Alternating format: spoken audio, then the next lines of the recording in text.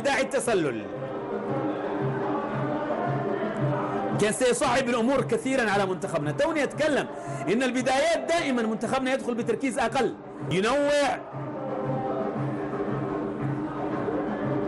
محاولة لدى إحسان رحماني، يرسل كرة فرحة وأمام زياد.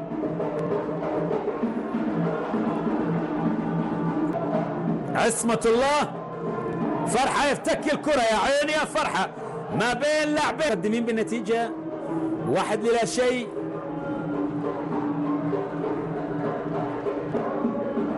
فرحة يعيدها إلى زياد.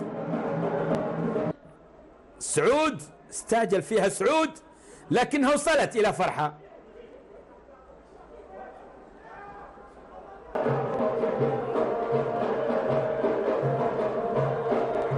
على والتعايش مع مثل هذه الظروف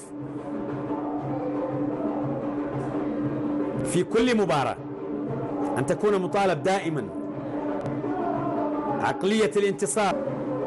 طولية كنترول رائع، هادماند عصمة الله، لكن أمام فرحة الشمرة. يعود اللعب وتستأنف المباراة الآن. فرحة أمام عصمة الله، تغادر إلى ركلة مرمى. هزازي، يلا يا فرحة أمامنا المساحة الآن. فرحة في الجانب الأيمن، إلى سعد. فرزاد يستعيد الكرة،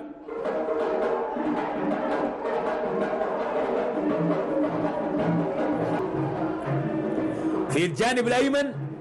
يا عيني على مرور يا فرحة، هذه الجوانب المهارية اللي راح تفتح في جنبي الملعب، اللاعب للاعب، الحالات الفردية لما يتخطاها لاعبين لديهم يملكون.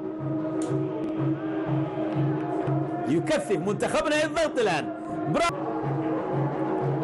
في 10 دقائق أولى، عالية وطولية ترسل بالطلول.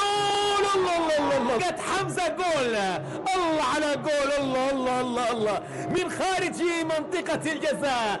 بحول الله يستحق منتخبنا يستك. عادت إلى عصمة الله، مرر تمريرة قصيرة المساحات. يلا يا فرحة، يرسل التمريرة فرحة حلوة إلى ثامر، ما بين لاعبين يا ثامر، يصل إليها فيصل سعيد. بعد ذلك إلى حامد يا عيني بالملي إلى فرحة بالجانب الأيمن، يا عيني على التمريرة إلى طولية ترسل، يبعدها فرح الوهيبي.